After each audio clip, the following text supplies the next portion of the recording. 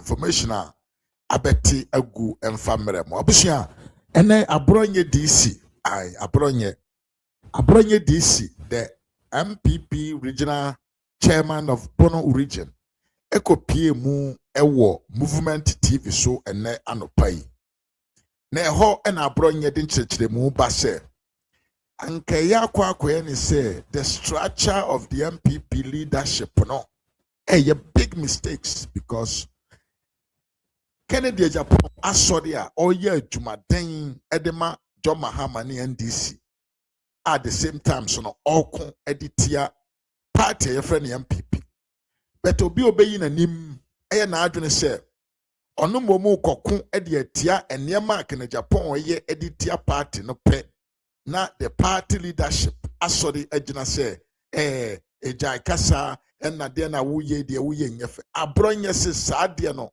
han ye papa because the manner Kennedy Japan in nkrofo afa so mo ye omo campaign nke ya kwakoye ne se it is more of let's destroy the party to benefit the opponent party ye friend NDC enti abronye se saade we de odwene ho nte ase ekura de enti a MPP amanyoko no mpemfo tumetena ho Kennedy Japan didn't throw chantro etrete esa intimidate MPP for abro bianca we but so bibie na no say o could defend and throwing kontompo na Kennedy Japan eye edigu MPP amanyoko na ni masia na MPP for mpemfo adwa and same way na abronya se ontiase na Abronya made a lot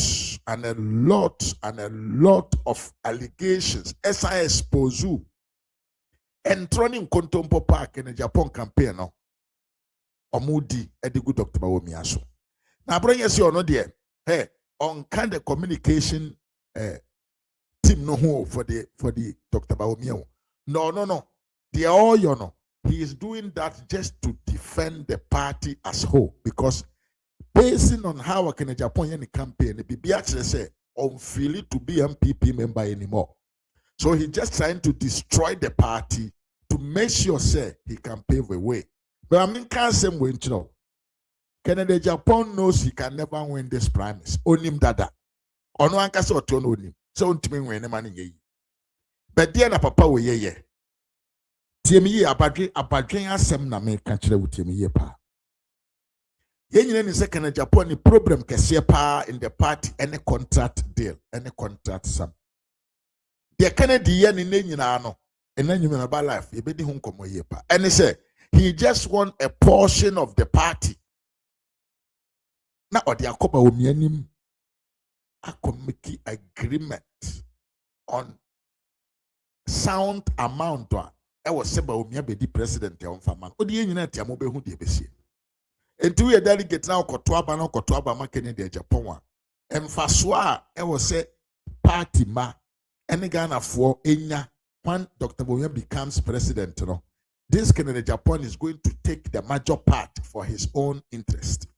That is why he's fighting. He just want a portion, a percentage of the election to go and say to Dr. Bawumia say nipa dodo we di machi give me this so that we all campaign for you. That is what he's doing. Now the yenko tie nsema abronye edibegu abonten concerning some of the things like in Japan can edigu abontena. Ono no abronye feel say Kennedy is gradually destroying the image of the party through his own words. And now no pa me bra panyini bi frɛ me bisa me asɛm. O say Mr. Mafo che me mu ye.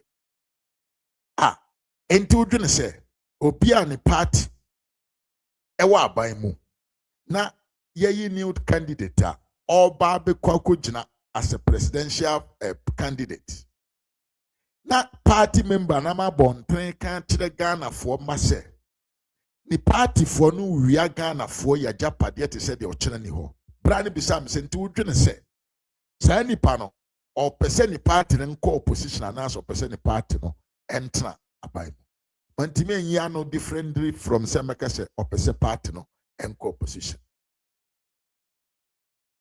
Osambi sam se ntia na yi o party to opposition why am a party to opposition.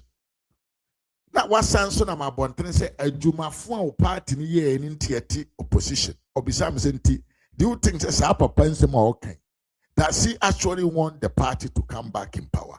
I couldn't say nothing else to tell him say he does not want the party to come in power because instead of praising oka adwumapa o party aye na me no so nti e ma medi party nanim na wonya akwanya obedi party nanim na obedi o man nanim a wato aso no he was rather telling Ghanaians say o party enya adwumapa ene ne Kennedy Agyapong now there yesi obiara won a master ma memfa nko aboronye fie akotie nsema na no pai what to be the agum ama Kennedy Agyapong ene ne potential na atose na yensam the studio meeting and Mr. Maf. This time 2026 days so me sure say the honorable Joe committee no ombetimi deliver amay. Okay. Eti campaign koso constituencies ni any various aspirants enam. What do you actually who is saying? Campaign general campaign na koso. As I said Duru Babia. As I said party no ya call aspirants and bring them to order. And no na me Duru Babia one way the other no. A year na me problem with the party structures.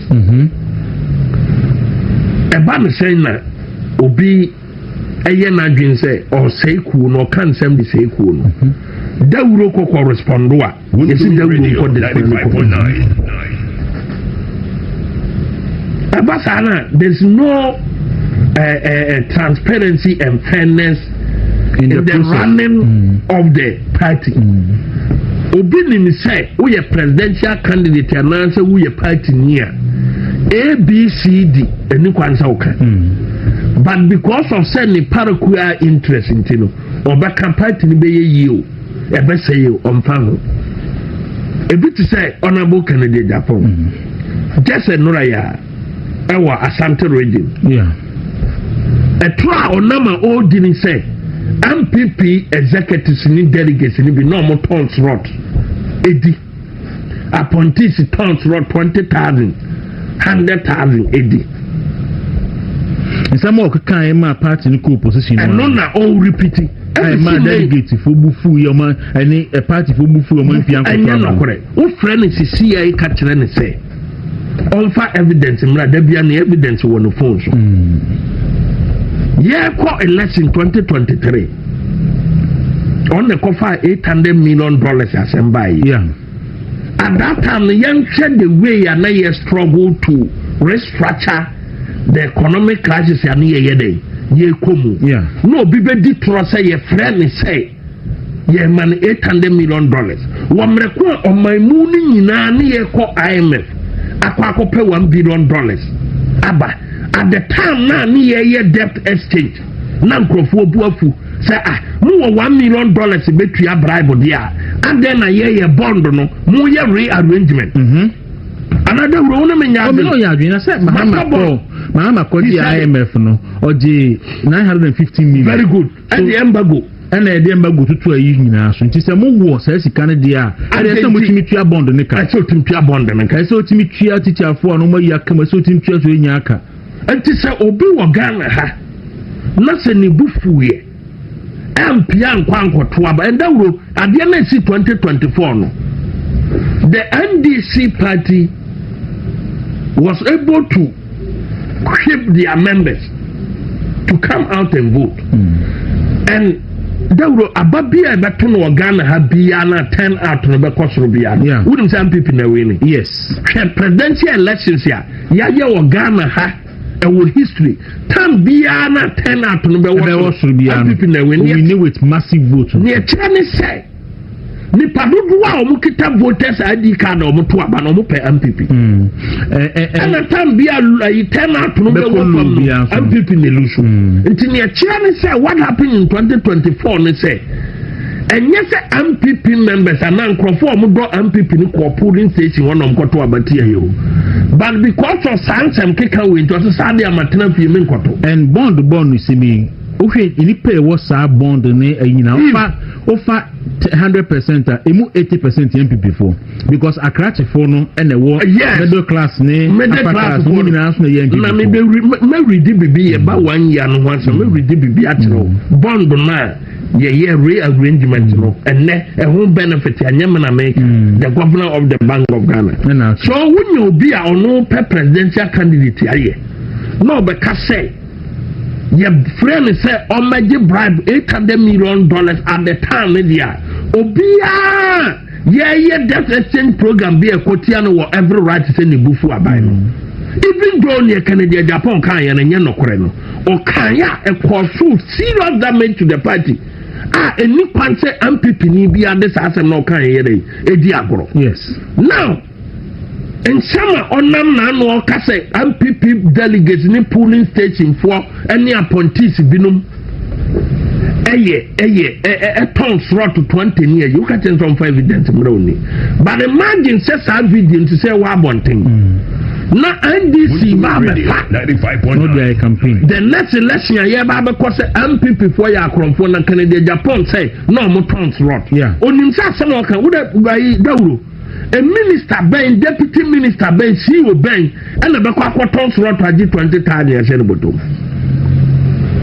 constituency time and ben no organizer ben everything on record ye ni constituency officer bi ye ni polling station ni bi a ya kene say o turn slot no ya dey ya kene me am me tie dawuro me kan nyomanum from 2017 ebesi ene 2017 to 2024 administration ya ebawiye near handing over afini no samfie nwotwe period no enkrofo ame wo ma fam nsem o mo the public sector no all the security service and other local government near you know me side nkwa no they are more than 150 me side and I can give you the data. They are more than Omombeko DVR, Omombeko local government, Omombeko migration, Omombeko police. But let me aside, I would be BBCwa, let me be a dinsis head. Even Bebre Waha, yes, so you bro Bugrinabu. I don't like Bugrinabu. Bugrinabu near the what does it? I'm corner. Do our power so. Time and Abuami, me bedana see a ponchi, just time my wife was so sound quite kaka. What does it? We go for Christmas. Papa, because all your be papa not so Guinness-car. Oh, my dad, but this year, me a man ponchi, but don't rock off here. At the same year, and your money go up from the Premier. Me what that? And the chairman one yard because Brunia and Cocoya by now pointing in a minute go down. I will cry before you. Many that's a benny go down. One day that's a brain, you know, we are in Sibebu. That's a brain. What do you mean? Go down of your point in a corner. I was in morning. I have a quebec. You have a goofy to say, I brought 50 and a ponchino dinner. Now, Pum sent it free. I could see second. What does it? I hear because I can make you want to can you do be about the way? No, I don't who you pay 25th. I never did that way any be but near the Medica Crana, where fish over Mamma Canadia came Botoman upon the entry. But more Hana by a beer and then call local government. More house for time on says say they be a normal more than. I mean, who must say, you know, so my send off $500 of a me, I mean, to me, Nam catches over media, be okay. And to me, returning off was them. I don't mind then. After it, me have phone so I know be so ya day. Yes, Nam me sound why ya the same money, no, at the money panel. I do just Sunny panel. Me Genie Sika. Sunny Paya make one seminar. Ye pon program on my FM. Waba on my FM. More than a month. The whole of 2018, Omo Pabronya or Pabronya who ya mama or my mama mina whom. Until done be there no better corner be. And a secret in Catens and the car, I mean, could you not feeling station home? Timmy, yeah, I'm Tatika and my many buy. Was it? me problem ni me mai me dia swata e na ahwe omo me kunu wu ntem te se so no awia mo gina mani nkura no so nyina matima hwe omo ma wia university nti fa ba ko pa adwuma ni aka nya adwuma nkura na mepe na am so okay fa o certificate bra me gini certificate at the next day and me call atwata ho local government we do am say na salute we wanya me mfiri ha siye akwa we ya baye ma nya so a wujafo de anumere mawu obayam ya de se me free office ya kwa no friend secretary na m friend na me no na me call land city no ne bari nyina message odi appointment letter cry ko babia okwa akoye adwuma no obi ote ho anya on ne betua ne ka no on pa ba ye nani mahwe na mfa phone na mfre ni pa na mse niam mienu ada se wo adwuma no befa radio 95.9 ko me ametuka aba ho nti niam mienu wo adwuma no wo befa na so obekofie yimba ko o se mpem adwuma na mse ne ma ba ya no ntena ho a nya wo na betua ne ka anti Sanya mani biyani ya dia yere ye bo me yanyi obi asika regional time one ye bunu ho a obakata for 20,000 bra ma entin ayan tro ana odema just because I say why ye better say political party and organizing say enya media and say you be a adia nin say entin na kan tama say no na say uti asem obakai okọ UTV or see 2023 presidential primaries obitimi di lie so eto mako 200 I'll say proxy ko 200 unim sa Ghana ha also be fit me to 30 we cross north east ho nipa ba ko 200 the whole north east no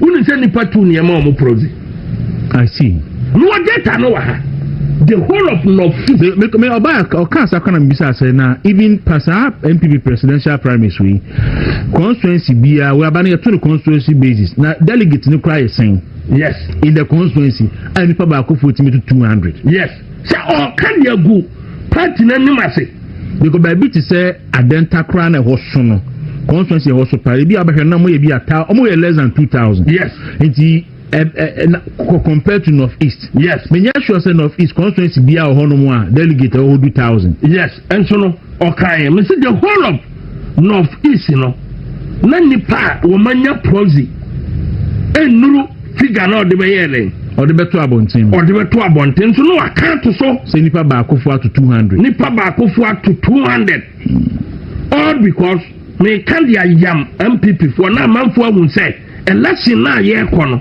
eye compromise obi aye so be wiem but ofa data na data na expose you say ababen ne ye kan wasem o say enipa ba ko timi di lie so na police for be say na me bisa say omo kwa watu okodina ha to 200 ni nyina na wakofi ana ba na okoba because it doesn't make sense.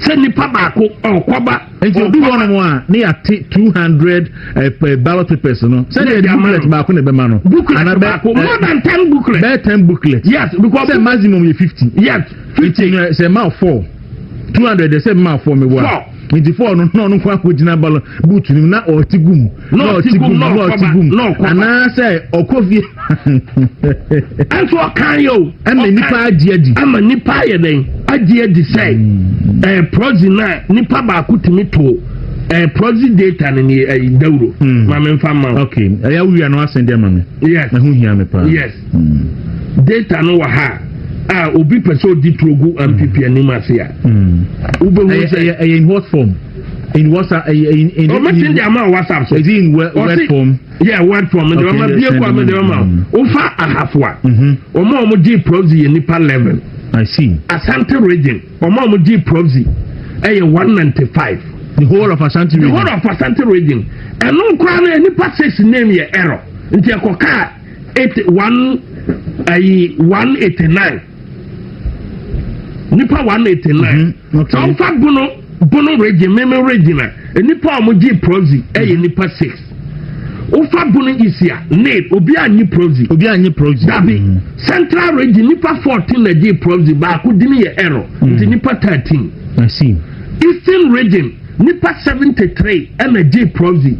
And a Nipa 3 name here error, which I fear was 70, the whole of Eastern Region, 34 constituencies also. 33. Ofa Greater Accra, Nipa 206. The whole Greater Accra 34 constituencies, and Nipa 206 in a J Proxy. One more name near error. Omudina ma proxy list so aya mako 21. I see. Sauba North East now odi trona. Osi bawumia region. And nipa baako di line so to 200 to 200. Uni nipa the whole of the region says constituency. Proxy na nipa 2. Nipa 2.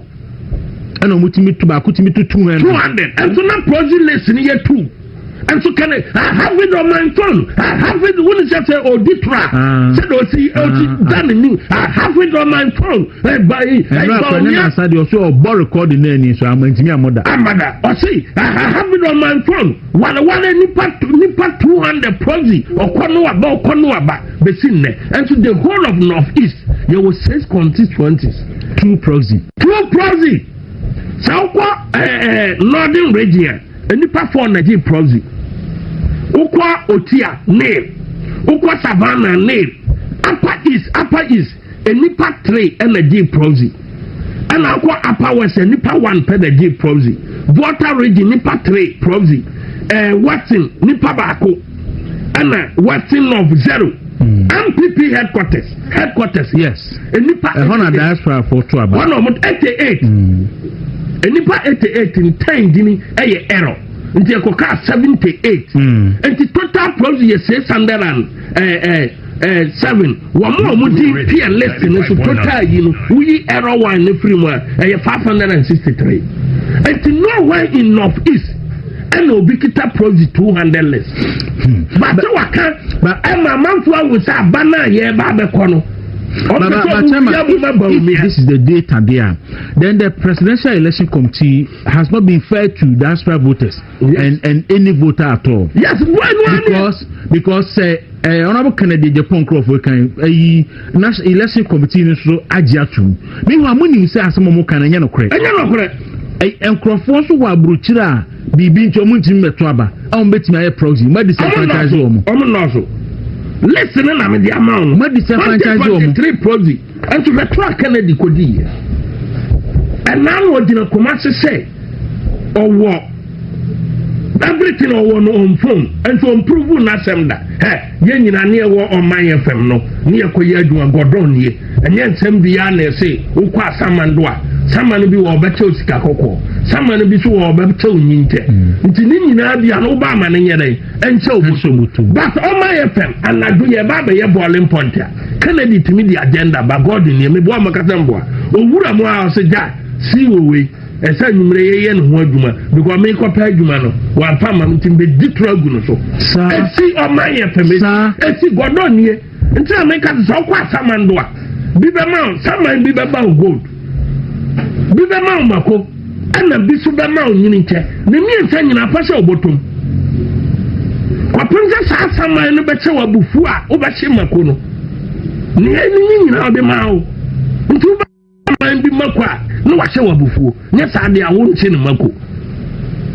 I see what on my FM schedule. I see them. I'm a friend. I said, Moses says, I do not say.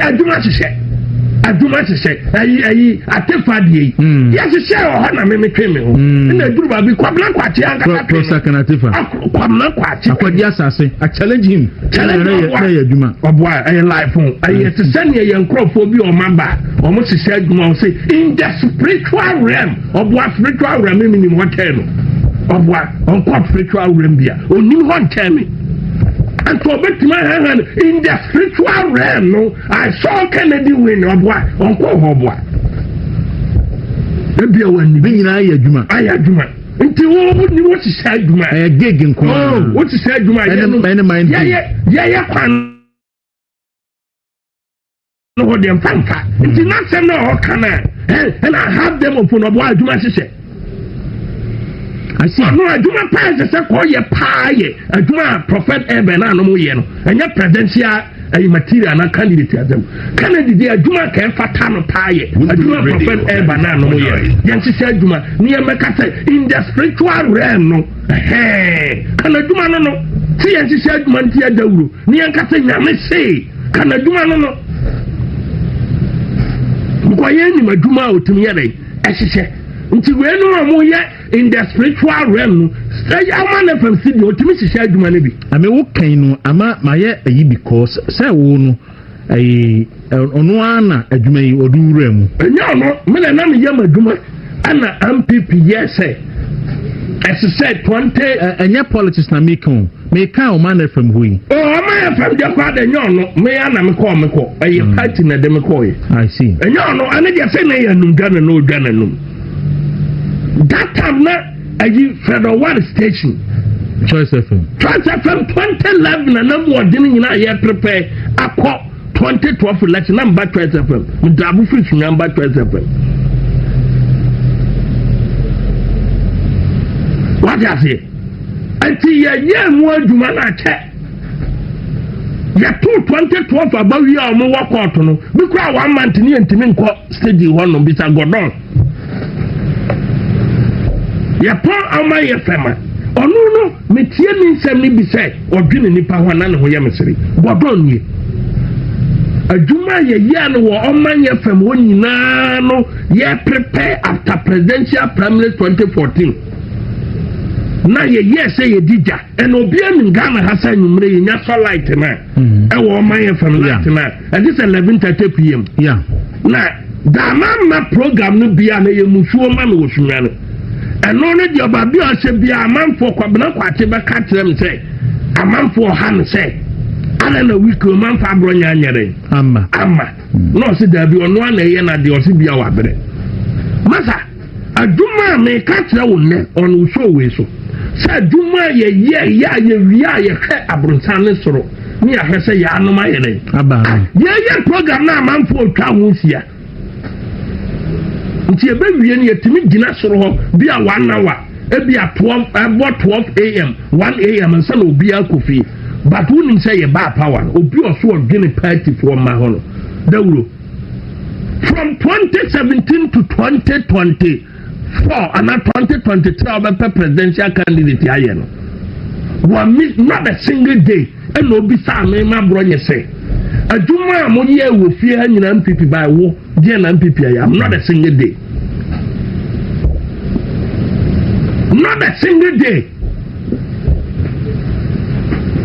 Mana make to be some say on Dako Crow Frey. Wuntumi Radio 95.9. Sound say adwuma ma ye no party na banti wanya bibia na dey na person o ye me bisa not a single day on the first corruption case MPP nyaye under Nanado Danko Akufo administration Canada Japan na dey buy they were moving pina no na ne we here me back no the first corruption case say MPP ma this the year campaign year 2020 and 2024 Canada Japan na dey buy kakai who want me ma 1000 and first year na cash for seat na Davi na ne we hand beam Ghana Maritime head office na mo kwato air condition air condition 14 air condition on the sea dan no on the G kwame usu de no kwame usu awie ye nyina Canada Japan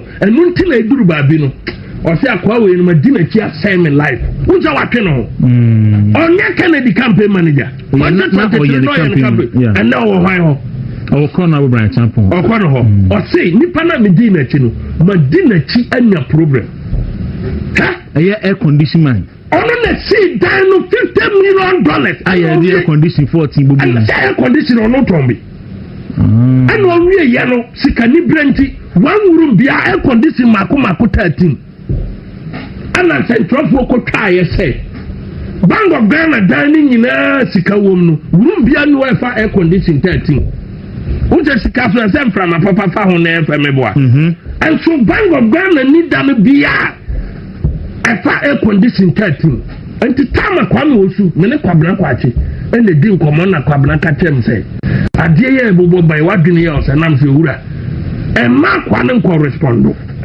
no se sanam se respondo dia e be say Sami kasa is mene kwabena kwache akasa Sunday Monday we are say kwame osu na ye press conference aba anam se men kan bi because we have press conference now you will be forced to answer questions after the press conference wow internet say what be okoye press conference na failure the whole issue no agyapong na ujafo na atiapo eye Canada agyapong no mu show ye mu 2020 o tara who can corrupt yourself who sare Ghana ha who can corrupt yourself Ghana Maritime Office head office who na see $50 million ye ye bibia hunsem and no started corrupting cases. The next case hereby after being contaminated or either moving pin and nizu soil and then after being nikanaji also honest person there. The second corruption case in the MPP government. In the MPP government. After being the buy and now on your campaign strategies. Also can corrupt. I know it mean I'm casting Crawford the agent Crawford. Yes. Contaminated oil they buy our box. The second corruption case I buy. I will chrome her. After Robin pencil and know your campaign strategies. And to what I will say, what you want your corrupt no. What could sit down at one room air conditioning and Makuma 13 in the room. Air conditioning one or some ton mine. Then now see one or ton because I say I could far back. Who say a summer of for to force to ton my buying. But you are telling us say, would you clean? Massa, me Nana young Kunimba for Kasa which Massa, you are a liar. Because I thought that Binana Naya Tia Kennedy Japan, I'll crack it one quite think so. I quite in the video now can you know boy or Nima. No, besides I also a name cratchless or boy. What I say, I quite to check Kennedy Nima, no, I can't me tea no, we read the video no boy. Oh, yeah, original chairman. Osanso any Crawford delegate Edink Town. Sir, and some can we are say we are going disika my impact in the last election. Oh, you see, say Benya impact in this election too. Me per one constituency. Bono region, Ombetima Kase, a different 2016. Every sin me campaign or I just won one constituency. And no crano 29 constituencies. Me fast Bono East. Namaba Hafo. Namaba Bono region. 29. If you do free 2016. Ever be seen there. Some per one constituency. I will be back fresh and me campaign what I country. Just one. A binivo. You tell Mono. And I mean Bono East in Koye campaign. You tell Mono na be a men kwa half on Koye day.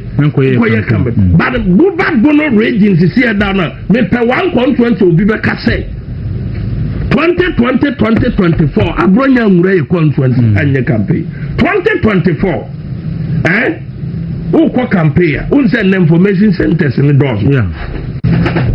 And this is propaganda nano. Omo feed information no and my local information centers.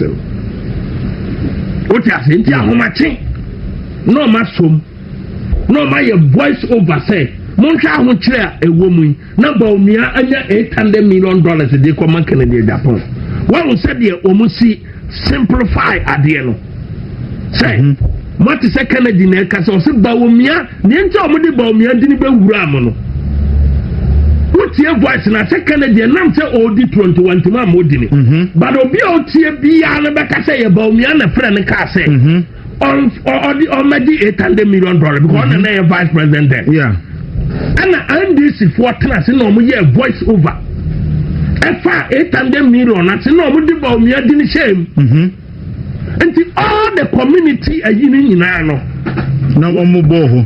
Omo wi ya no mo di ato aso say Mutu abamaya sa $800 million na da bawumia dan mu no ye be fa dia ye mpuntuduma ade amagana fo and Africa politics unni ewom ade a African politics mo pa ya hoye ya yeah mewa no correct anibre koka and ya te say yesi koka timoto mu no bi so ya te say yesi nepa mi sia koka ka bi otim na nipa ne buafu on get the government he's someone say adena me bi na abronye woka ba nipa yentimi nyepe and to say I know say African politics anibre wo yemu no amanfo bi ahun say ye de nse tambia ye bedi tro de anya favor yeah now sa tro no mu di ye say ye ba ye bedi sa sika no me local place me yin ye no I can tell you say we benya nipa be 70% that they will believe that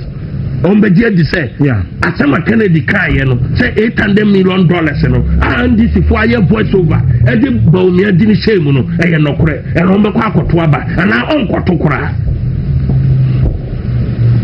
ultimately yes anti Simon semna o ke kan se say no me no ka se say no we are conference officer na say odi Kennedy atia na wan kasar me nim how am I assess so because nipa na say momo ya kromfo na mo ton so 5.9 until what Kennedy Japan akisi unei as a conference officer as a regional officer no as a party member no now we send you the next you know campaign ben na the command for because you say we are and you also be call re-election they have got two police stations for no mo so be say access slot now turn because Kennedy can want to man na no who contain here want to man na no anti e wo effect here me sure ni mu say nka leadership be address side issues na mo because nem say no can be ano na di kan data we wo ho say enipa say na to about north east and so Kennedy atena national television to say nipa ba ko to project 200 north east aye wo data na nipa 2 and 2 project but all the zero me no aye den e dey account and so your accountant or say we honest disciplined and patriotic and so one throw away the data natural tisa wakanko what is our hand and I have it on my phone anyway. I see anyway I see a few days now election we assume would you think say Dr. Bawumia betime win the prime minister me feel say Srena ebe say MPP delegate because the last cabinet meeting about the year 2025 President Mahama the president of the land or chaired that cabinet radio meeting 95.9 during the political session no number Bawumia na your topic Bawumia na your topic do your MPP delegate here bisa who say a ban saying that the ruling government afini kwana wie na cabinet the last cabinet meeting a do political session no Bawumia be your topic na discussion ko wie say and no one take things for granted because Bawumia is a serious threat to the NDC so far as 2028 election here is concerned and we check near your close to Bawumia ono no de nsam wo no o ye easy so mbetimi di na ye den ache bottom because political life no wan conduct no ho yie and me no kasa NDC ye ba ha eniema e che bag mu a mo de kankan de Japan you have no idea wouldn't say all procurement issues e wo ECG wo ma ye ho aduma wi o mo mpese o mbeka a mo de asie because of MPP me can obiotiem bia moderate to MPP me kai ECG next year this year a different match e kwano mo ba think say me be free ECG yeah me kai pa because one of their targets ya for new marking and so akwa bo chema we ECG ne ho sense and ye time no any yi because mo dosia no mo raise no emun 80% efa Kennedy Japan ECG nsam no ECG emun 80% efa Kennedy Japan na this year bad say oh yan krokro on kan sisia no abi ya on kan sisia ehye bottom no mo de be che bottom say ye de kra ye de ahye bottom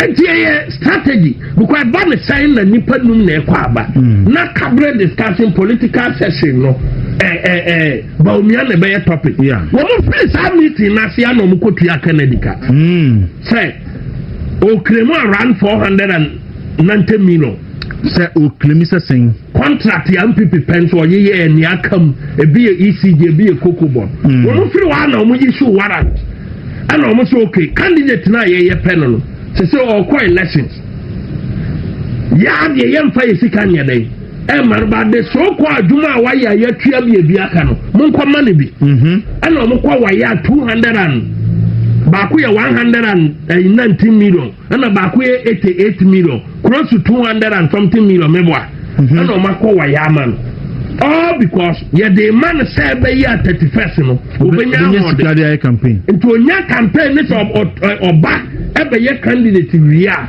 na fe de ye na ye den asisa aswaso enti me sra ni say MPP delegate mo mani nyare en na ho say ye kwa aba first of all so kwate issue official statement say woman no there from the government side no woman pekene there Japan but on kind very good and woman from the government side a government communication minister say from the government side no woman pekene there Japan MPP ya kwa kwato ya ba ndisi na kire ne yemfa no mara now 2028 game na ye kono ye ko game ndisi ka kire say momfa koka koka mu nam nyina ni ti den mo so omeda po mu na ominihwe kuma mena godon na se men kasa atanyam ya na se koka ni amboa what I say anti what you am koka me goalkeeper koka futi ni ball no yepe nti ball ni ba wan na ekoche obi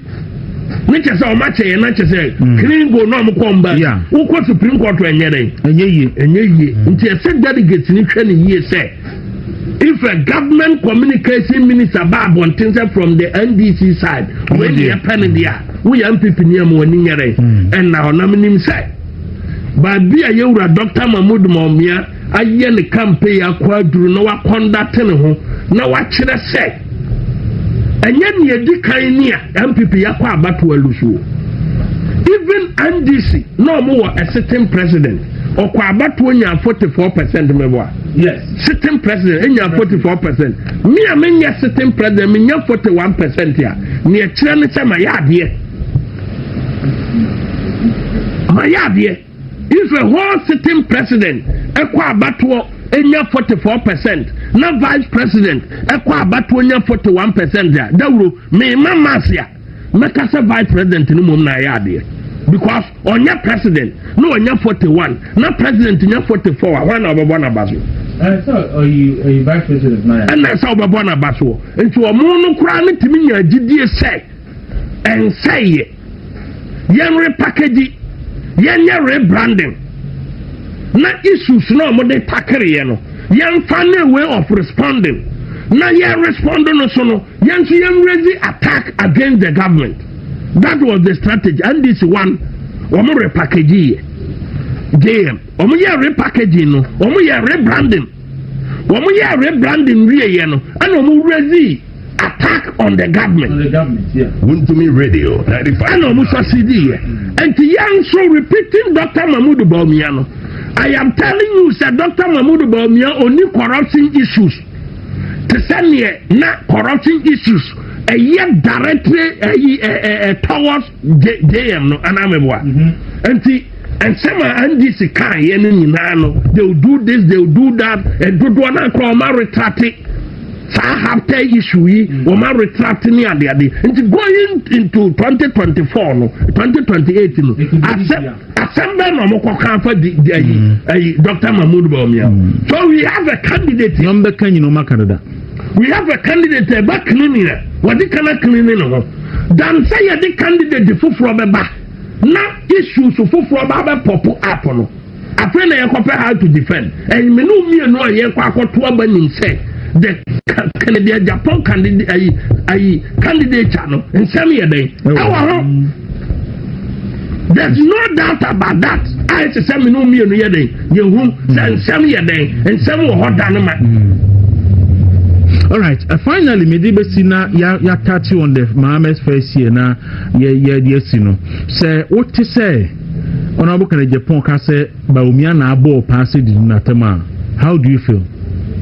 Sano yire obako remember nti time no didi nkrofo atama akofo adone amanfo okuroma no na ne asofo ho na born ba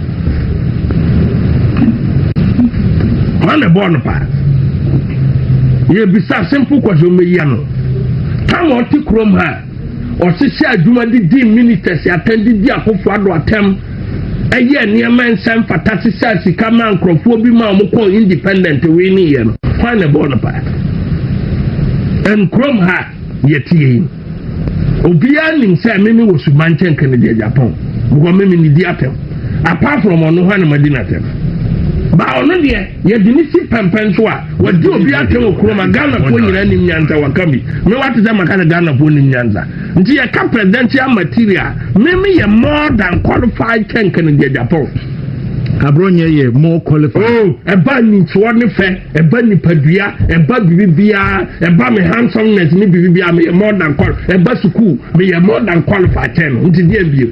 Apart from something kwa ye contract, inflative figure no, enyi bi ni ye no. Eno nkwa irgwati money, we ye no free wa bibia no he can match me. Apart from say when ya irgwati na we bi adwuma 7,000. At 7,000 I will find. When I will be a Juman when you're national television. And I catch you say, also 19 company bobo, who's a GR for Babatemi. We are any papa. Ghana or mine be a develop one.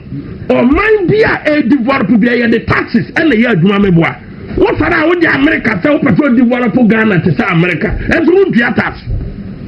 Why what Maka said GR for about who culture? I'm a boy to Wintumi Radio 95.9. I was just saying, what the? I tell me your trouble. Grandma, what be a tear? Me 20 years, me date na dauro. Me date na where the question yana to forbo. What that? Time na me original you to original you. Nothing na ka me ni tie yes na me ye chama. When they are free show.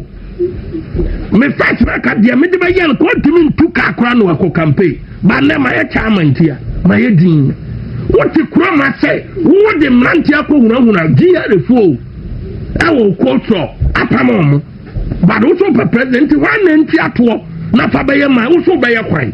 Also ba be ya kwan wo be industrialization ni papa koko for the be ye wo fan aye taxes na de be ye taxes is what the company to ba bia wa so GR for ba chiw ntimi ni aba afasi ya me GR for ya mo the taxes asem yere aham onya dwuma Wintumi Radio 95.9. onya dwuma ba bia onam kumasi dwa na numi na no metro challenge man say so who can not crop a say we are seeing in Judy. What's the Asante region who are done in 26? So she shares some 8 no. Oh, she has so they are over to a scat crowd Obiako at the TV stations in Akoran. Ukwa Kumasia 2 apartments and a water on the Akasoro. And now, Kwawuda, besides so Kukumasi or the Fabia so or dance or be on our dance or dining in our pro Kusia Diafa. And just how I done there, ni patramani year. Ukwa what that the ark so 2 apartment, 2 bedroom apartment, the ark so was happening then. And what and now quality what done now say papa kwada na uncle now. What so what done 96, huh? Kumaso what done 26. The only station over was Santa Regina HFM boy. Ne waka bia no otene dan ba kokura mu ye di nipa. Dawo ya nom de yanke kasa ansam ne nkyere yo. And now what da emra bia ni ho sefa work. Oh tie. O workers no uti o mo ka 1,001. Uti o mo ka 1,001 per month. Me ba kwa ba ha o ba be sign agreement a o be start aduma wo me ho. Oh, what you have 1,001 a month. Nti waba oba be start aduma na ma ye ne tam 3 amano me de ne to local government level what you say me follow law no nti me dey to local government salary level what you say me nya sisifo enti the war no salary a wode ma wo workers na omo ye adwuma dis kama no wo adan 26 nti wo workers entimi tua dan ka okumase nti saa dan na nkutie tim no ene mponche agya say ampase wo ho ena workers entimi tua wo mo dan ka e wo kumase ma wonye ni papa wo ba kra ha oso wo adan ko 96 awo East Legon adan 96 no say one plot to be a befa half plot to be a sit down back one o dey yam fan sa say wo dey onim bi dawuro say per East Legon ayi a e bia wontimi ntwa full plot me boa ntu nya half bi a na wo no yire ma doso won chen ho plot no nso no wa doso upia no wa chi aho kakra nti yam fan say East Legon land ne nyina no eya dodo asan ya wo nko awo adan 96 dawuro chambi wo ha munya se mo so mo so do East Legon no plot no ya dodo asan ya wo nko awo adan 96 adan 96 wo kwa Madina Jongo ha dawuro waduma fo mo ya aduma na 2 ane ayi Oman FM masa ebinum de da patadanum no ma ba aduma NDA say NDA why enya no dia say ebinum de da patadanum ba bia binum dan enya papa enti kan what asisu o say me gino ma me gini nipa ho brigade no ma wode ne ho toto no ewo kura brigade workers no mo da patadan ba say obi ma wadwuma based on the condition of service out be dia adwuma no be say edan ka ho services me da say oko ma wadwuma nipa say na ma go adwuma ma mo dan o say wo adan 96 ya esisi wa nipa nam wadwuma efo so binum de da patadan no binum tuntumi ntwa danka the condition of service ben na ukan wansem condition of service ya de kirante ko betuma tua danka ya de besiwo sansam na ya de dada enkwankwa na omugina gina yi Legon kwa no so won sa gas na me wa dare osia o ma tete layo no akam Canada Japan onya tete ma person oh me papa ne akotua manu towers ni fie no akotua manu towers me papa no media ura tena me do ba kwa gina sie mu wahu se eye media akam unja tetamu nyina maye bi utim do obi be gina dwa pharmacy papa fie no uti ama na omo pese omo tie se udwa wanuma sanu ndwa no bi na Canada ye ofa wa no de akogina moving pick me fie no and so about 2-bedroom apartment in the same and no media. All right. Chairman Kwame Bafo Abronyem, Bono Regional Chairman for the New Patriotic Party. No do abo apaunsima and Chrome. Na yenimi no ebiwi na manatachi on John Mahama Ndra enunya a year. Ewo abemu na fi ana ya so chairman so assessment of the John Dramani Mahama government ebe saying in the last year I came when that's everybody Deuro medical every government be ano obey successful a policy direction and all the successful and before Antana Ghana for but based on their work and no more so the yelling at the twaba money a bra MPP starting ya near my year and ye did to say COVID by ye can Russia Ukraine and this for you but actually one Casanya to me no what dinner seem peace President Mahama and Casa on the United Nations General Assembly edit to say Russia Ukraine war and the COVID-19 any severe impact on the Ghanaian economy me waka na wanka okay yes na say ahokyere na esi MPP pension na nye bawumia fort na nye Akufo-Addo fort ana meboa yes if as a sitting president ultimi ko gina United Nations General Assembly ekase Russia Ukraine and the COVID-19 nya severe impact on the Ghanaian economy there Nini se tama wo ye campaign sama wo kan ye nyina de to aban no so de to bawumia so ne na ado so no na nokora bi anye den enim ti sa crisis no ne di brain ma Akufo-Addo enye yie ene e di brain ma bawumia anye den enye yie based on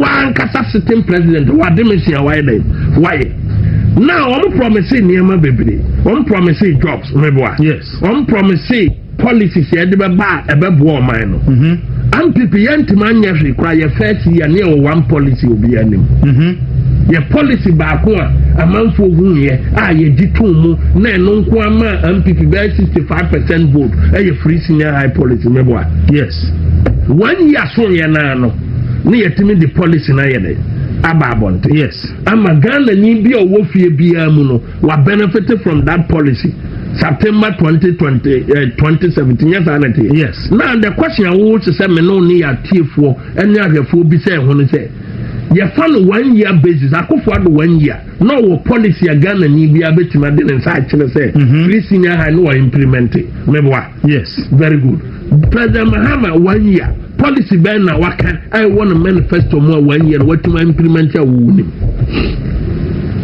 aso ati good board na good board no yɛ policy good board no yɛ sɛ wo dawuro wo pɛ sɛ wo sesa wo din because wo pɛ masɛm ɛde ba kwa me ba for a change of name ɛnyɛ policy it has been there since 1963 nea yɛ policy nea yɛ new policy a yɛnim a ɛsan yɛ MPP policy ɛyɛ the domestic gold purchase program ɛno yɛ policy.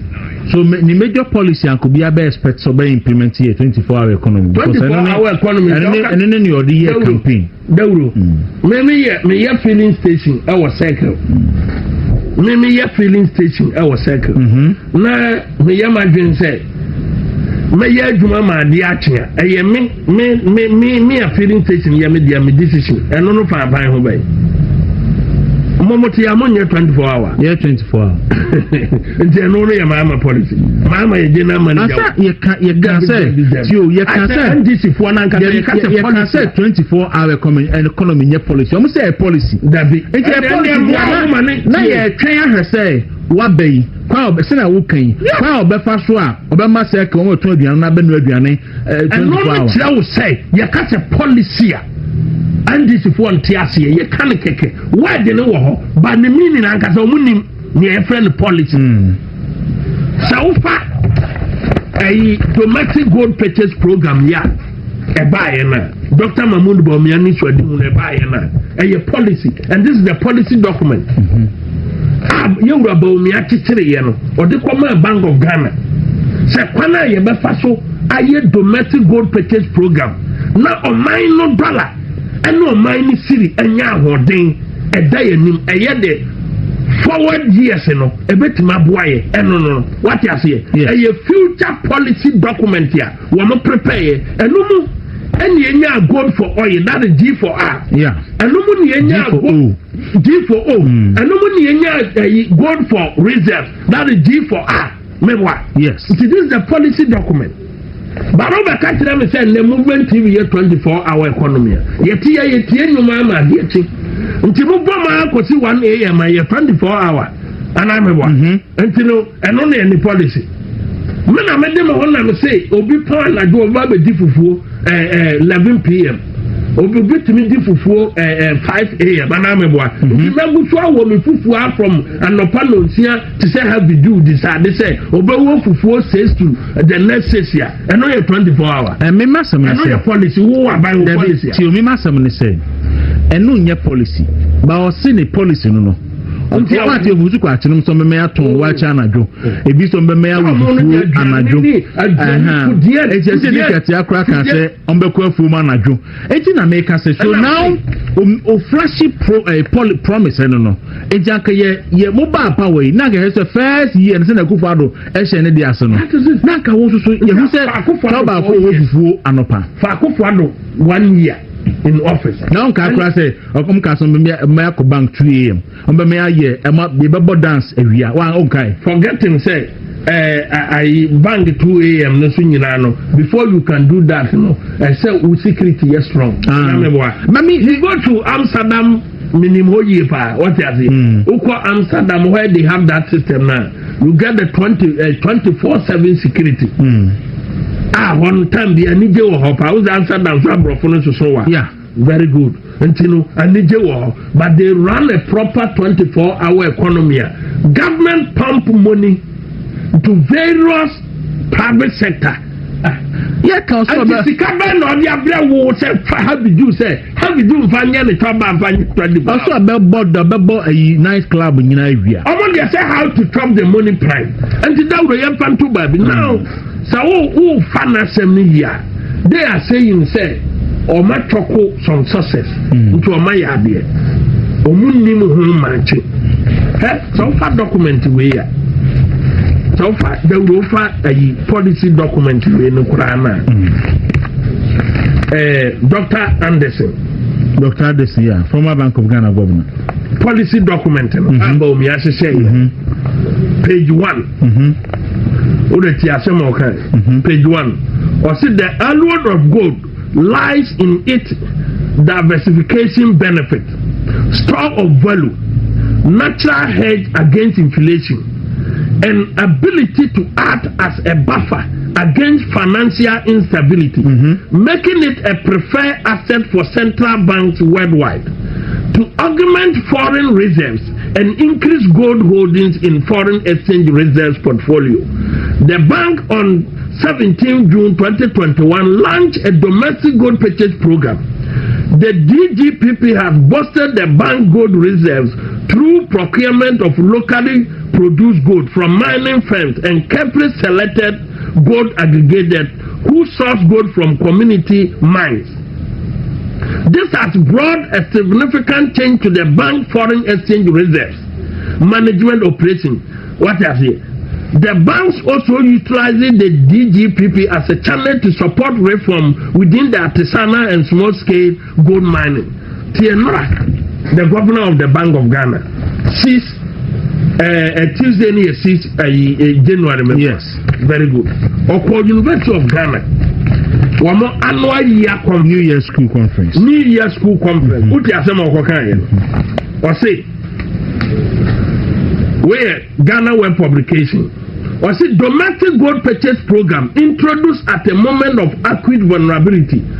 Governor Bank of Ghana, he accepted that the initiative inception was not a matter of routine policy, but a vital intervention for a nation under siege.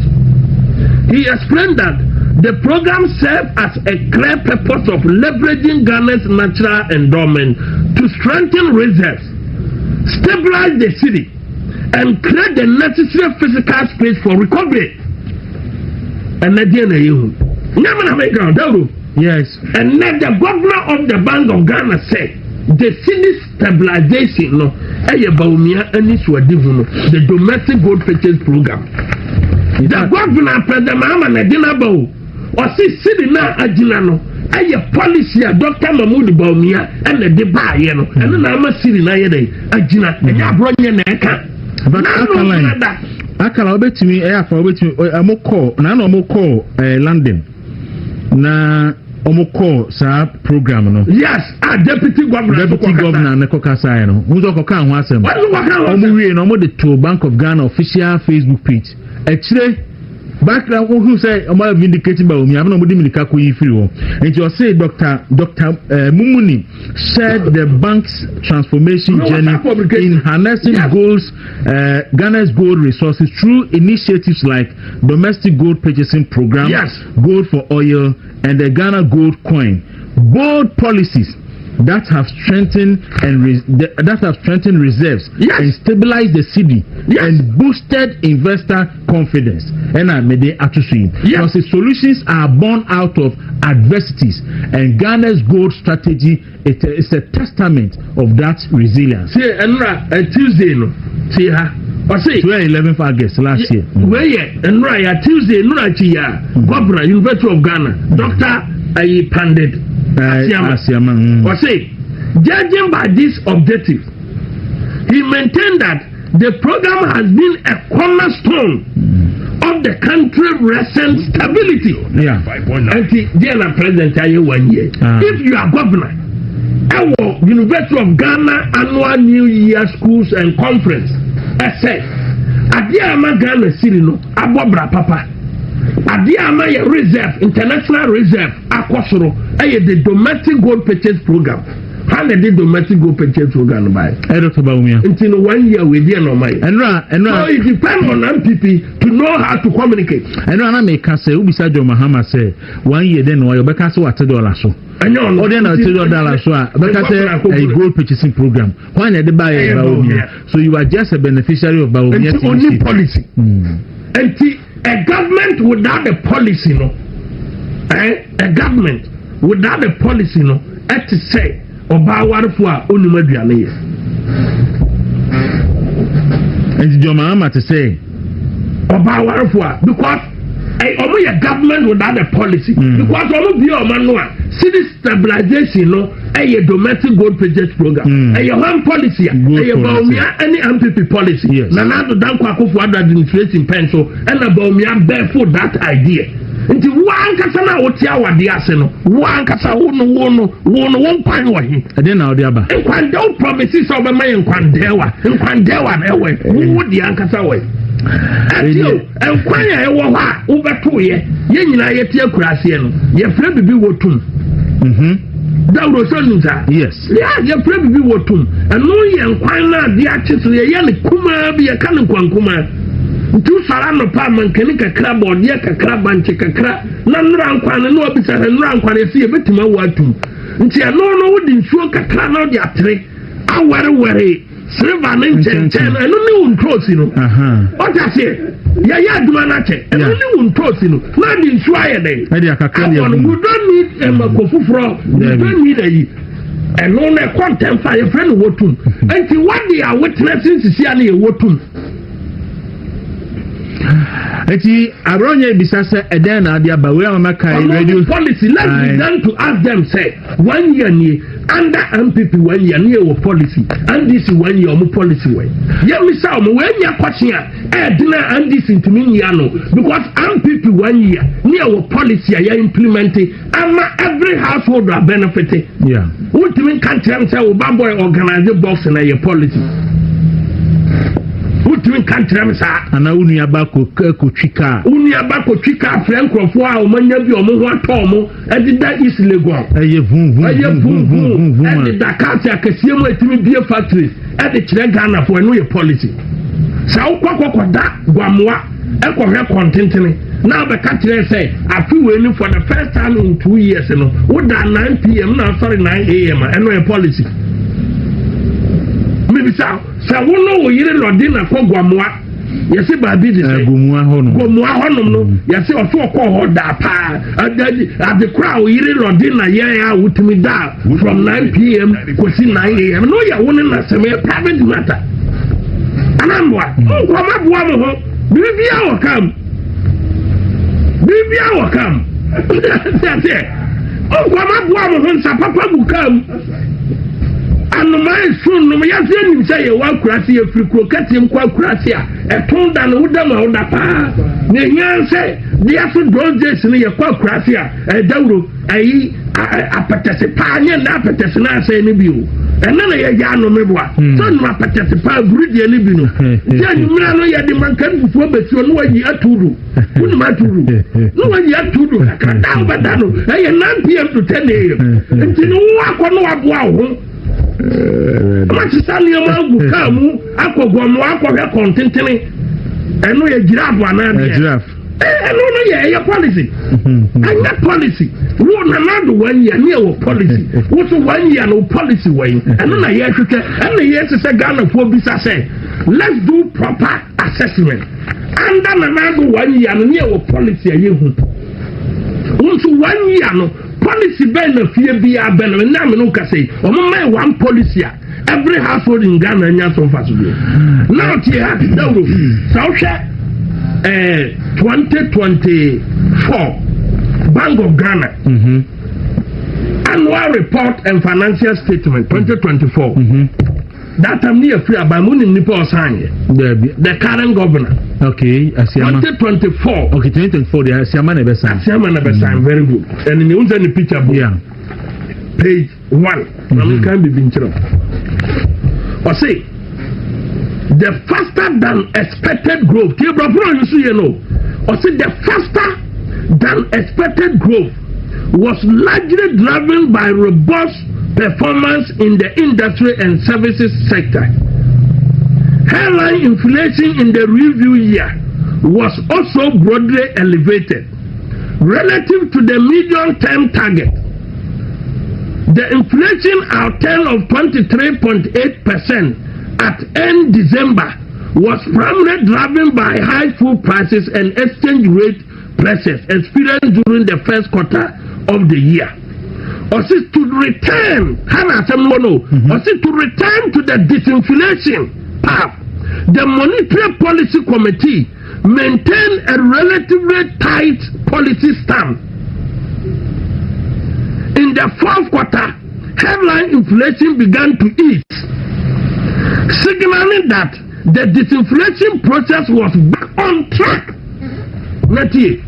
Also, the external sector position improved markedly in 2024 with a balance payment surplus of $3.1 billion compared to a surplus of $500 million in the previous year, that is 2023.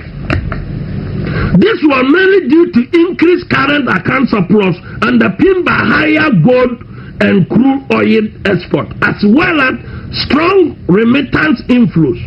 The current account surplus, together with lower net outflow from the capital and financial account due to Ghana's successful debt restructuring, what you are done to domestic debt restructuring program. Very good. Also, the current account surplus, together with lower net outflow from the capital and financial account due to Ghana's successful debt restructuring and the IMF extended credit facility program resulted in significant balance of payment surplus in the year. The favorable external sector position which was supported by the domestic gold purchase program. So three policies are from the MPP. One, MPP called IMF. Two, and they say, domestic debt exchange program. And three, and they say, domestic gold purchasing program. And then on the savvy economy. So last me can say, yes, the first year. The governor of the Bank of Ghana. Sign. Dr. Asiama. Well, only Kakuma 2 years. This year, Bank of Ghana Besha say said that grace period of a year. So this year $1.3 billion in the external debt exchange program. We never even the real managers of the economy by the close of December this year. One question pen and me the question I mean say yati 1 year na mama kwaba. Ye mama kwaba so mukodi wo mani free. Bwamwa so de bwamwa. Yeah. Eba ye de niati ye se yakurasi. Ye nyesika nto whisky. Ye nyesika nto nsa papa nko he content. Na mum nyame adom abo ni dua no. Nyame na plano. Nti yati ame me question me de ma president mahama ne say. Nanado 1 year, no clear policy, clearly defined to the Ghanaian people. Clear policy, clearly defined to the Ghanaian people. Under almost 1 year, policy, clear defined to the Ghanaian people. Only that exchange program now, restructure now, and stability number. Only because MPP policy. Only domestic gold purchase program, MPP people. Only IMF extended credit facility to MPP in the call. IMF. So, I'm 1 year. Again, no, Diaba. Clear defined policy. Madam Fubi, I'm in the year, one of the radio stations to Eastern region. I found a painting and I was sending message say, what kind of your manager be a cool meeting, a man for some package to na Nipano car, someone meeting as or carry on or say, oh, it's original now package to my then Diaba. And then oh, for him, my so package. It's names at your mama, so 1 year. 1 year, Diaba, all defense. All different. Fans no your fans. And your fans here. I don't know. And then I'll diaba. The anchor say will find. Chairman Medasi. Chairman Bronya, I can patrol me and your birthday way and free home. Yenia honorable Emmanuel who appear to do a as former assemblyman Yes, abusianfo nti ensem wei ene nsem a bronye DC ene ode ebere yen.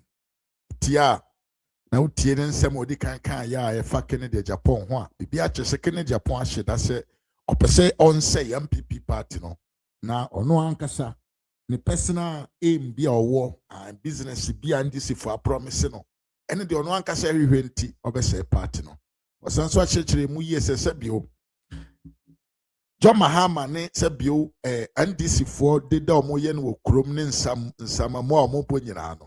They are doing all because of one person.